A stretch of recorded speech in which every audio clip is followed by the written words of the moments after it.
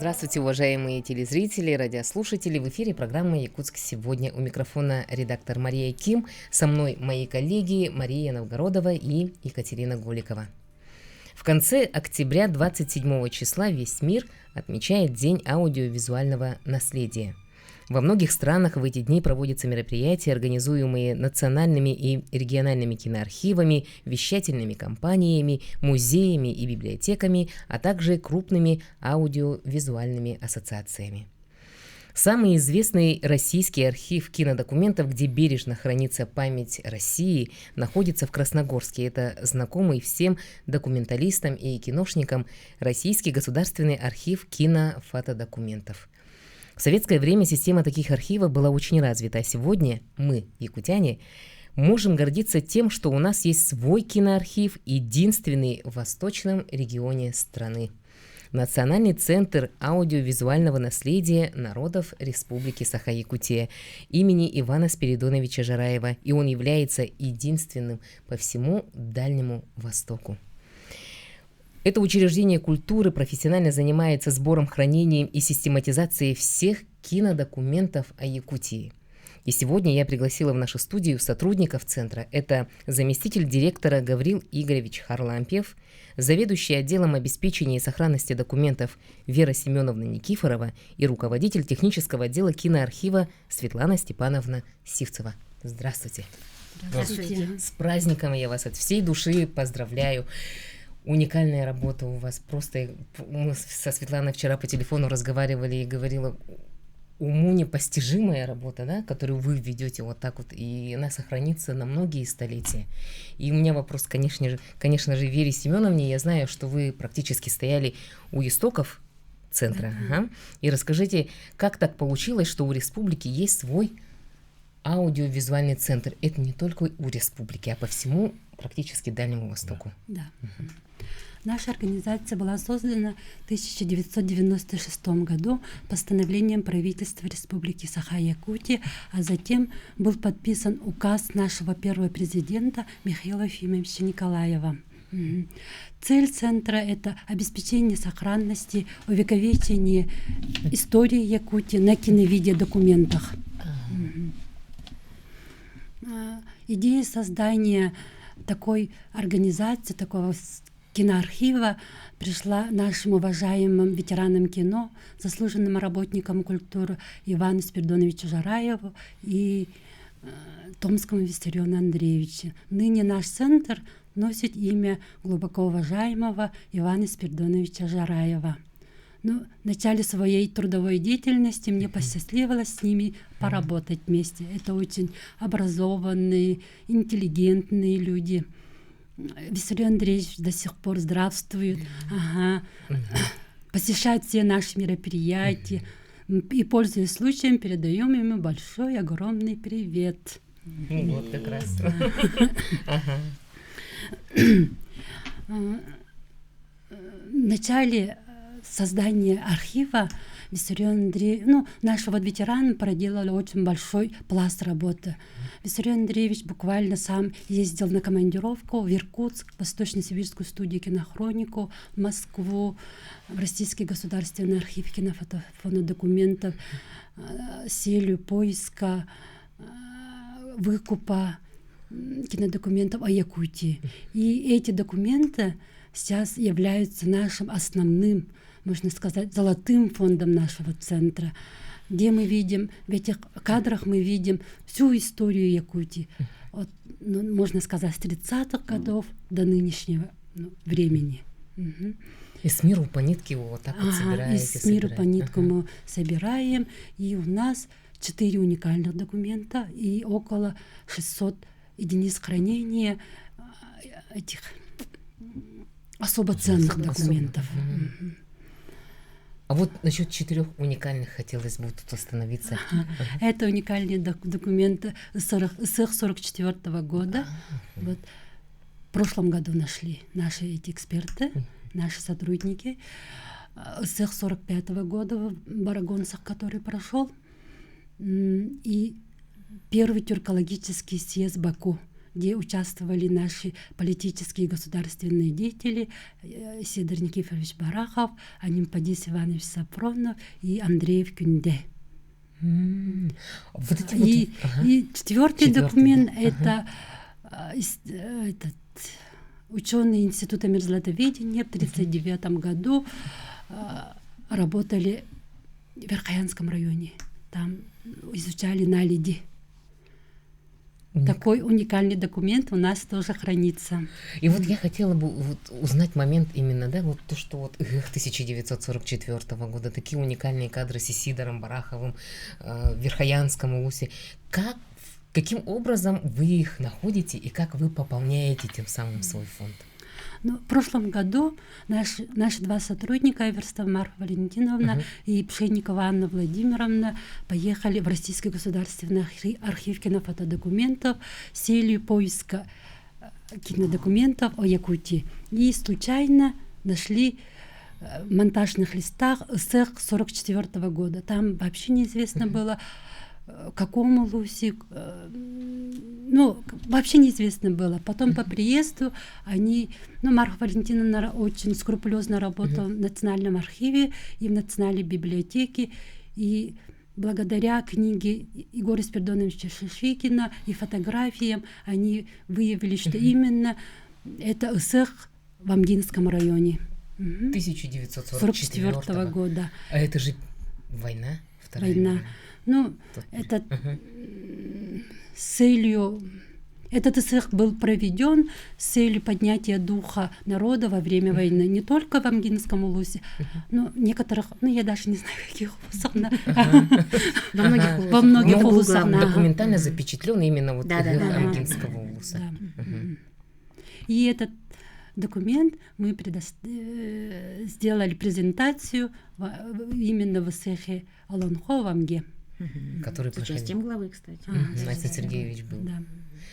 Я так понимаю, ГЭХ Олонхо, тогда впервые эти кадры были представлены. Да, впервые. Вот как раз совпало, что именно в прошлом году ГЭХ Олонхо проходил в Амгинском улусе. Как знаково, да? Там как знаково нашлась вот этот вот кинодокумент, нашелся именно, и его как раз презентовали землякам вот Амгинцам, что там у них прошел этот СЭХ, и некоторые даже видели своих родственников. Да, было такое, я слышала. Поэтому вот это тоже уникальная вещь. Но если в целом по нашему центру говорить, то на сегодня у нас 53 тысячи с половиной единиц хранения имеется в архивах. Это порядка 14 с лишним тысяч учетов хранения получается. И понятно, что массив он достаточно большой. Есть и кинопленки. Конечно, львиная доля это у нас видеокассеты и есть цифровой формат. Ну и достаточно большой объем у нас кинопленок хранится. Это все, конечно же, на сегодня нам тоже дает некоторые сложности в работе, потому что эксперты у нас каждый документ они анализируют и описывают. То есть, кроме хранения, мы полностью ведем описание наших документов по местности, по датам и по тем людям, которые там отражены. Полностью мы должны максимально все это описать прямо по каждому кадру и уже четко прописать, это где было, кто, что там происходит, чтобы для дальнейшего, например, для наших потомков или те, кто хотят изучать историю, могли бы уже, скажем так, проще им было, чтобы они могли находить необходимые для них какие-то исторические документы. Всю работу практически за них сделаете сейчас вы и оставите для них такое уникальное наследие. Получается так. Но это же колоссальный труд. Да, и вот как Версия говорит, что мы не просто храним как архив, но мы еще и ведем поисковые работы. Да? В основном у нас на сегодня порядка 130 фондов открыто, и есть соглашение с организациями, с муниципалитетами, которые нам, во-первых, они ежегодно пополняют наш фонд своими материалами, где-то все равно в улусах, на местах периодически находятся исторические хроники, кадры, которые мы уже берем и начинаем проводить экспертизу, насколько это ценный документ, он нужен, и, соответственно, исходя из этого, мы уже определяем его статус и обеспечиваем его пожизненное хранение, чтобы на века нашло. И поэтому, вот кроме хранения у нас поиск, и плюс дальше стоит задача, конечно же, чтобы все, что у нас хранится, могли бы пользоваться все наши жители, организации, поэтому тоже одной из задач стоит популяризация наших фондов. Это то есть, если я, допустим, сама, опять же, захочу пополнить свой домашний, допустим, архив, ну, я же 18 лет жила в Амгинском улусе, и для меня ГЭХ 1944 года, то, что он прошел у нас в Амгинском улусе, для меня вот это видео важно. Я прихожу к вам, пишу заявление, прошу предоставить. Да. Могу себе этот материал собрать? Ну, как бы копию.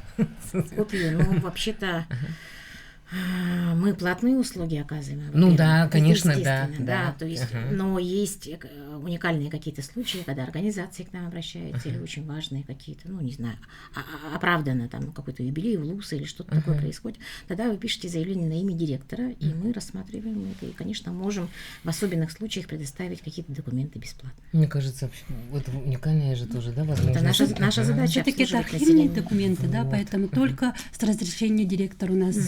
Да, очень строго. Ну и заявки тоже учитываются, поэтому нужно заявку В обязательно. этом плане писать. тоже надо сказать, что есть у нас уникальный закон для в сравнении с другими регионами. Это у нас в республике есть единственный закон, скажем, региональный, да, вот по сравнению с другими регионами. Это об аудиовизуальном наследии Республики Саха-Якутия. И в рамках именно этого закона четко все прописано, что у нас является особо ценным, кто обеспечивает хранение ИПС, и кто может это предоставлять, кто как может это получать. Это все на государственном уровне, скажем так, все четко прописано. Ну и каждый вот этот вот, то, что вы сейчас мне говорили, Игорь Ильич нам рассказал, каждый кадр, каждый снимок, каждый, ну это же вообще Да, это кропотливая работа наших Кропотливая, экспертов. Они прямо целыми днями сидят и изучают эти кинодокументы, которые нам поступают, и делают описи. И тоже мы же сами тоже не всех знаем, поэтому приходится обращаться к экспертам, консультантам, приходят к нам. общественникам. Ученые приходят, консультируют нам. Ну вот, чтобы наши зрители и радиослушатели понимали, до начала передачи мы разговаривали о том, как вы нашли кадры ГЭХ 1944 года. Вот буквально на несколько минут нашим телезрителям и радиослушателям расскажем про это. Ведь не было же известно, что есть видеокадры. Ну, это вот Вера Семеновна Вера может в Семеновна, подробностях ночной разговор рассказать. Из Москвы. Когда вот девочки наши сотрудники поехали работать в Российский архив, государственный архив кинофото... Планово, да. Планово поехали работать на 2 недели, и вот они мне пишут, сперва писали, вот, совсем ничего не нашли, ничего нету, очень грустно, потом... Еще так переживают. да, переживаю, очень пленки, там прямо вживую. Молодцы какие-то такие фанаты своего дела. Потом в конце поиска, да, в конце командировки Марфа Валентиновна ночью прямо я сплю, она мне по WhatsApp фотографии отправляет. Я такая смотрю, такая спросонья, Марфа пишет. Оказывается, что-то я нашла, Вера говорит, что-то нашла, посмотри, пожалуйста. А я такая смотрю, вообще у нас нет. У нас есть такие кадры, говорит. Нет, у нас таких кадров нет, такой уникальный же этот документ вы нашли, говорю. Она говорит, вообще никому не говори. Тихо, молчи. Я такая на завтрашний день пришла на работу, и очень сложно было молчать. Конечно, еще так ваша работа такая, да, нужно же, это же вообще практически как гром среди ясного неба. Они по монтажному листу нашли, что это СЭХ 44 года, где, когда, где было. Это ничего не было. Вообще не. Потом они дальше работали в архиве, библиотеке. Уже по приезду. Уже по приезду. Вот тут-то и началась большая работа, да? Да, экспертов приглашали. Амгинский улус очень сильно помог, конечно, всех узнать. Здесь можно еще дополнить, что в этом году мы тоже уникальные кадры нашли, именно связанные с Великой Отечественной войной. Да. Это вот про окорокового нашего героя, тоже амгинского тоже, Георгий Окороков, чьи останки случайно нашли в 1968 году. И там тоже была ситуация такая, что вот он был как бы без вести пропавшим, родственники не знали, где он. И в Харькове случайно студенты, когда раскопки вели, они нашли блиндаж. Там нашли останки бойца. Похоронили как неизвестно, но потом генерал Конев, он приказал все-таки поднять останки, проверить, кто это такой, и там вот специально там поисковик пришел, все это обследовал, и случайно нашел в секретном, вот в одежде, в гимнастерке секретные документы студента Якутской сельхозтехникумы. И исходя из этого он сделал запрос в техникум и определили, что это был Георгий Окороков. И вот он в 70-м году его останки привезли на родину. И вот эти съемки тоже мы нашли в 70-м году. Фильм целый, да. Фильм целый, да. Амга встречает Это гостей. однополчан. Однополчана. И здесь можно вспомнить, вот в рамках этой недели, буквально позавчера, состоялся показ этого фильма для студентов сельхозтехникума. И я вот, скажем, ну как в техотделе мы часто... Я монтировала этот материал, я его видела.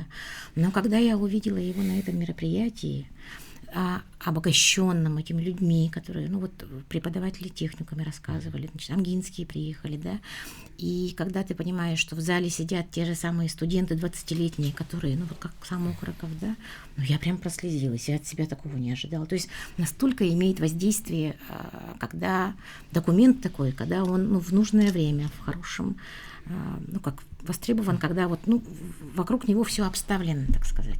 Потому что я, когда его смотрела, ну да, было понятно, что вот событие, но до слез довело меня только это мероприятие. Поэтому вот можно призвать людей тоже брать у нас документы, да, создавать свои мероприятия.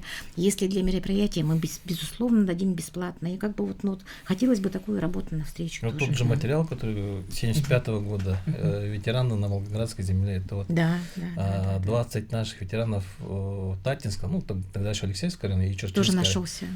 Поехали именно на 25-летие Великой Отечественной войны в Волгоград, на Мамаев, Курган, где они воевали. Вот это запечатлели, тоже видео мы нашли, кинодокументы, и тоже каждого опознали, определили и презентовали их родственникам. Что вот их И они дедушки... прямо с фотографиями пришли своих героев. Я вот этот вот еще фильм, к сожалению, не видела. Я видела кадр, по-моему, они там поднимаются. Да, поднимаются. Вот у вас будет, наверное, кусочек, мы вам дали кусочек из этого фильма. Вот сейчас у нас, допустим, на экране демонстрируется вот как раз однополчан. Да. И я вот на мероприятии присутствовала позавчера, и я так горда была. А Карманов Александр же тоже туда пришел выступать. Да, украсил своим выступлением тоже. И все это дополняет материал. А он как раз тоже сатагайский же. Вот. Откуда вот. И ему тогда было всего лишь 20 лет. И мы с Сашей говорю, а ты представляешь, а ему всего лишь 20 лет. Вот так вот. Но он уже тогда возглавлял взвод. Да, командиром. Да. Ну и тем более важно, что студенты сидят тоже 20-летние в зале, и они все очень внимательно смотрели, слушали. В общем, такое хорошее мероприятие получилось. А вы вообще сами как справляетесь вот с таким объемом поступающей информации в ваш отдел? Ну, техотдел, да, нам, конечно, ну не то чтобы сложно, но форматы разные. Кинопленки очень много. От населения в основном ВХС поступает, но есть другие форматы, БДК, МСП, Хай-8. И, конечно, по регламенту мы их там, ну, и чистим, и перематываем. У нас есть уникальный специалист Алена Анатольевна Марсанова. У нее прямо свой кабинет, монтажный стол, все как в советские времена. Вот, ну, а другой нет пока аппаратуры. Вот она все это вымачивает по своему графику, записывает все в журнал. Фильмопроверщица. Но есть такой у нас, это уникальный специалист. Реставрацию делаем. То есть мы все равно источник-то сохраняем по возможности. Нам надо его сохранять. Мало ли, ну извините. Это же и есть самый уникальный документ. Это и первоисточник. И мы эти первоисточники храним. 3 экземпляра у нас. Первоисточники, вот, например, кинопленки, ВХС, кассеты могут быть, да? Мы их храним как первоисточники. Но мы еще делаем 2 копии. Вот. Первая копия — это рабочая, которой мы сами пользуемся, да, чтобы работать. 3 копии. Да, и следующая, 3-я копия — это, как сказать... По правилам работы. По правилам работы. работы. Вообще в другом месте в случае утраты вот этих наших первых копий. И вот это вот, конечно, самое тяжелое для нас. Ну, не то чтобы тяжелая, проблема вообще наша на сегодняшний день, что мы работаем на дисках. В начале 2000-х годов, когда нужно было оцифровать весь массив, он тогда уже был на разных форматах, нашли тогда приемлемое, ну, решение какое-то. Может быть, на те времена, но кто-то до нас это придумал, стали работать на CD-дисках. И, к сожалению, Мы на них DVD-диски. работаем, на Сегодня DVD-дисках, на DVD-дисках. И, к сожалению, мы работаем на них до сих пор. Вот это вот наша проблема. Если раньше, ну как-то это еще... Сейчас это вообще, ну понимаете, какой формат сейчас, да? И когда мы переписываем сегодняшние материалы на эти диски, а по-другому у нас эксперты не могут просмотреть, понимаете, для того, чтобы документ, ну, то есть видео стало аудиовизуальным документом. Вот Нужно, сейчас чтобы... мы... Простите, сейчас мы уйдем на рекламу, и более подробно мы поговорим уже после нее. Мои телезрители, радиослушатели, мы вернулись и продолжаем нашу беседу. Буквально до ухода на рекламу мы говорили о том, что сейчас глобальная проблема глобальная у вас проблема, оцифровка наших фондов и создание сервера. Ну, потому что вот я рассказывала, что мы на DVD работаем и ухудшаем заведомо качество материала, который поступает к нам сегодня. Поэтому мы стараемся, конечно, на харды его записывать, но для экспертов, чтобы они просмотрели материал, мы же не можем им харды давать, у нас нет такой возможности. Ну, то есть мы все время обязаны сейчас, чтобы оно каталогизировалось, чтобы не было сбоя у нас в работе в нашей, мы даем им на CD-диски. Потом они возвращают, в общем, там возникают проблемы. У нас, конечно, есть выход из этого положения. У нас есть программа своя цифровизации всех наших фондов. Но, наверное, об этом лучше расскажет наш заместитель директора, потому что он плотнее занимается этой историей. Конечно же, та проблема, которую мы сейчас технологически, скажем так, уже отстаем от времени, то, что на сегодня мы работаем на CD, DVD-дисках, и даже не то, что самих дисков не хватает, а самой техники такой уже практически нет, ни видеомагнитофонов, и, соответственно, сложность в оцифровке уже ощущается. Мы разработали свой проект, его мы защитили на уровне нашего министерства отраслевого, и оно сейчас вот у нас в республике на сегодня разрабатывается новая стратегия цифровизации отраслей экономики, и туда мы тоже наш проект включили как один из нужных, необходимых. Это вот региональная автоматизированная информационная система архивирования.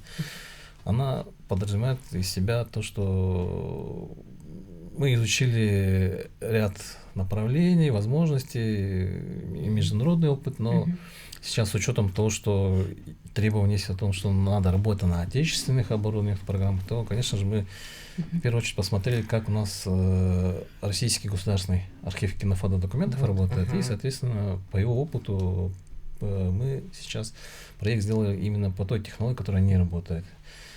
Есть отечественные разработки именно по системе хранения данных. Это как, скажем так, большой сервер с хард-дисками. И, соответственно, с ним можно достаточно удобно и быстро работать. Он обеспечивает, во-первых, безопасность достаточно высокую. Сам автоматически может копировать, множить те, скажем так, часть файлов, которые могут потеряться, да, и, соответственно, в этом плане нашим специалистам проще работать.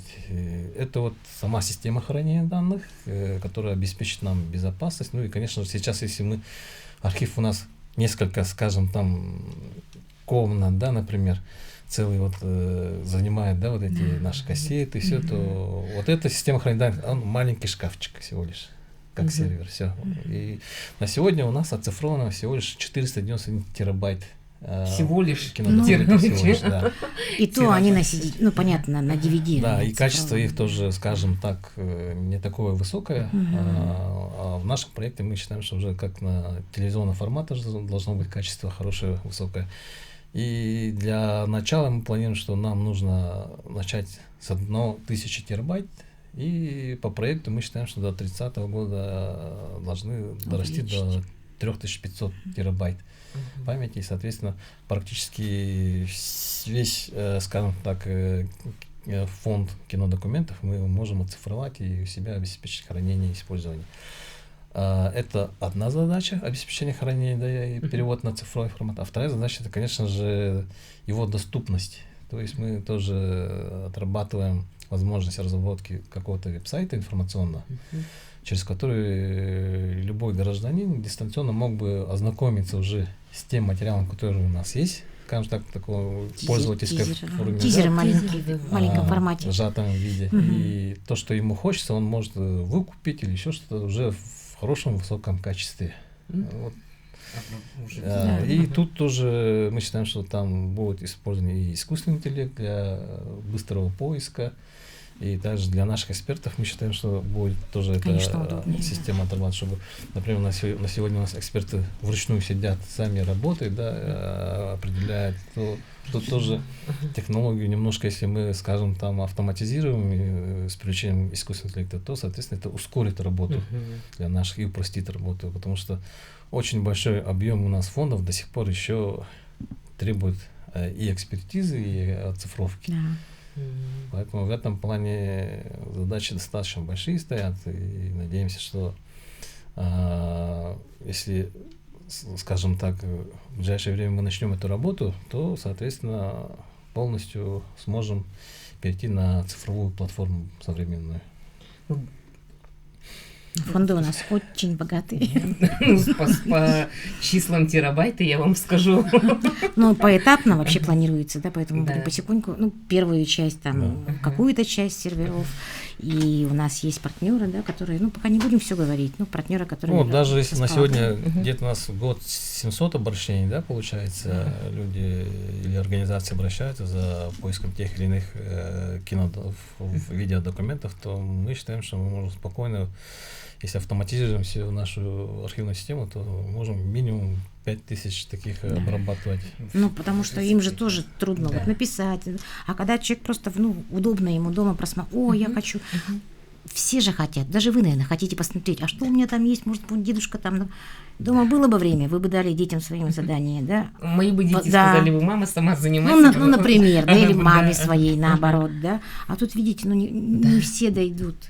Не все смогут так вот прийти к нам. Да, Да, У конечно. нас тем более, ну, как бы Да. библиотеки такой-то как таковой нет. Нужно записываться, что вам у нас есть, конечно, библиотекарь, но нужно записываться очередь. У нас телевизор один, так сказать, аппарат один. Вот как бы тоже это сложно. И, конечно, это все цифроваться будет постепенно. Мы будем набивать эти петабайты своими этими терабайтами. А работы предстоит много, но она будет очень интересная, хорошая, Вот я сейчас полезная. после этой программы я вот уже в полном объеме начинаю представлять, я знала про центр, я знала про вашу работу, но вот что настолько просто, и еще сразу же мы переходим на другой мой вопрос. У вас в архиве, ведь хранится живая память Якутии. И если мы до этого говорили буквально, да, они могут обратиться, кратко, хотелось бы уже поподробнее узнать. Главная задача вот любого архива – это использование документов. И как используются ваши аудиовизуальные документы. Это вот помимо мероприятий. Давайте расскажем телезрителям и радиослушателям. Прежде всего, отдел Веры Семеновны. Вера Семеновна. Мы только помогаем. В нашем центре работает слаженный, дружный, творческий коллектив. Работает 4 отдела. Как Гавриил Игоревич сказал, отдел экспертизы ценностей кинодокументов, аудиовизуальных документов, отдел обеспечения сохранности и учета аудиовизуальных документов, которым я заведую, технический отдел и отдел организационной и внебюджетной деятельности. После экспертизы ценностей документов, вот Гавриил Игоревич сказал же, протокол составляют наши эксперты поминутно, посекундно, и в конце пишут рекомендацию принять негосударственное хранение кстати, или не не все. принять. Не все принимаем. Потом после этого документ приходит в наш отдел.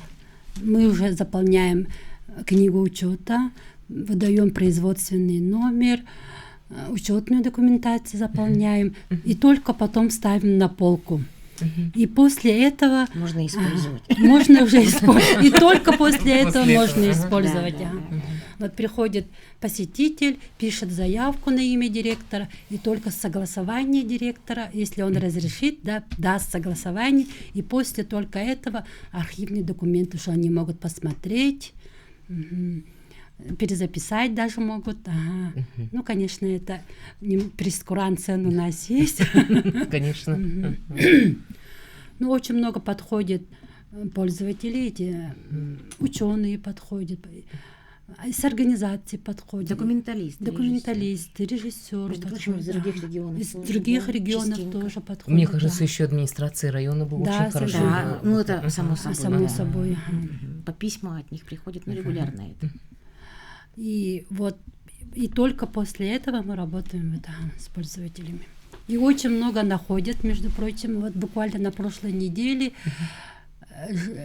житель Среднеколымского района, просматривая документ, нашел своего отца, ветерана тыла. Вот так вот ищут и находят. Вот насколько колоссальная помощь людям. Да, кроме этого. единственная сложность это вот то, что, вот, как Вера Семеновна сказала, это очень долгий процесс, надо подойти самому, искать.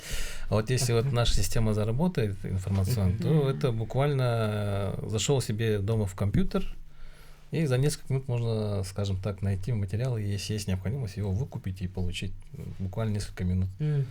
Поэтому в этом плане, конечно, предстоит большая работа у нас, чтобы такое создать, чтобы нашим гражданам было бы очень удобно работать с нами. Вот вы настоящие, правда, хранители истории. Вот у меня больше другого такого хранители истории. Я так понимаю, в команде вас сколько человек? Такую колоссальную, большую Нет, работу. я хочу проводите. вот остановиться на том, что вообще Вера Семеновна у нас редактор еще, кроме того.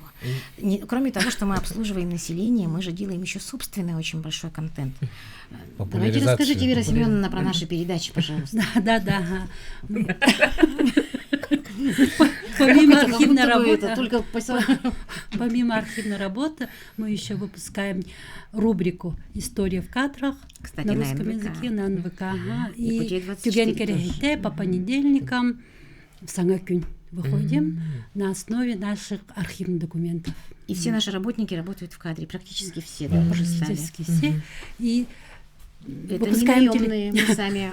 еще выпускаем телепередачу «Кинолетопись Якутии» месяц-два раза с приглашенным гостем. Ну, их можно увидеть у нас обязательно для наших телезрителей и НВК, радиослушателей на НВК Саха, на Якутия 24. И просто хотелось бы отметить, что там нет ни ведущих, это все наши специалисты. И недавно, кстати, Вашего с этого центра. года у нас С этого Степан года Иванович, директор, да, вышел в эфир, и его... он ведущий. Ведущий тоже Его стал. узнают. И вот мы Харлампиева Гаврила Игоревич тоже скоро планируем. Ну, потому что у нас уже все, видите, потихоньку, 23 сотрудника.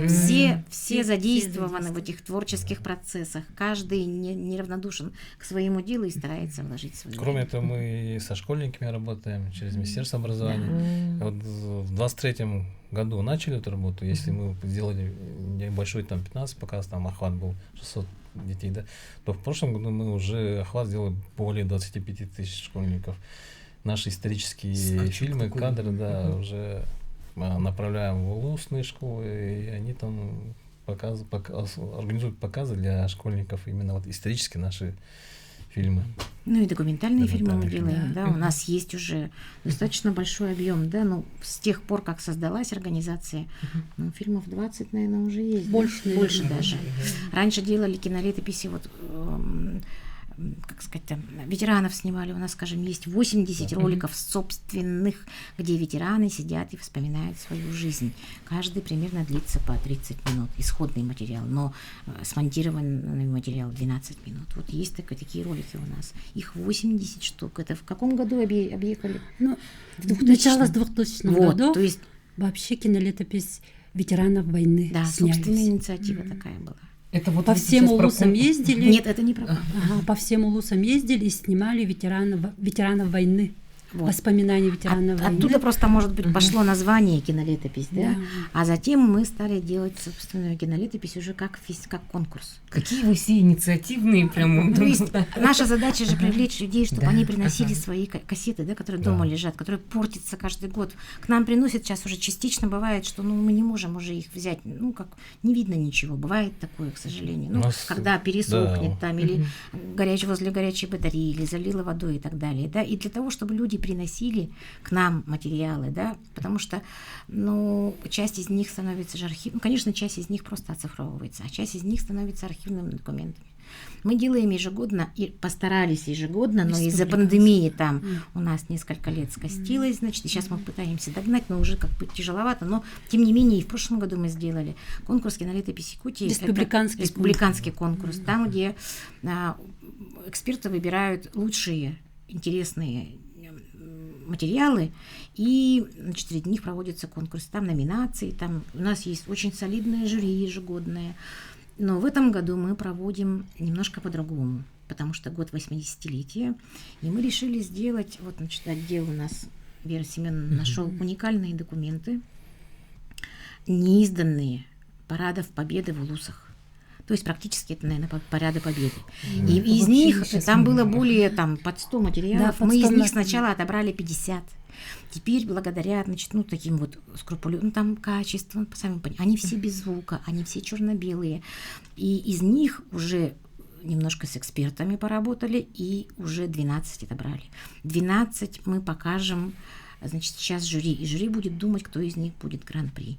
Это мероприятие у нас состоится в День Героя. Место мы пока говорить не будем, да. 9 9 декабря 9 состоится это мероприятие. Мы, конечно, всех, наверное, приглашаем. Фестиваль «Подвиг в каждом кадре». Подвиг в каждом Подвиг кадре. в каждом Да, кадре. сейчас мы ведем большую подготовительную работу, поэтому все рассказывать не будем. Возвращаясь к нашим передачам, вот «История в кадрах», да, у нас одна передача стала лауреатом международного фестиваля. Да. В этом году наши специалисты ездили, снимали сюжет про золотовывающую компанию в Алдане. Как раз у них юбилей был, и вот именно вот на фестивале этот материал нам направили, и он стал лауреатом. Вот, и поэтому в этом плане тоже есть некоторые, скажем так, достижения. Вообще история в кадрах, если вы не видели, скажем, да, это берется документ какой-то, один из документов какой-нибудь, в большинстве Из своем нашего уникальный фонда, да. из нашего фонда. То есть мы стараемся и как-то вокруг него уже истории рассказывать об этом документе, что, то есть в кадре не всегда же бывает.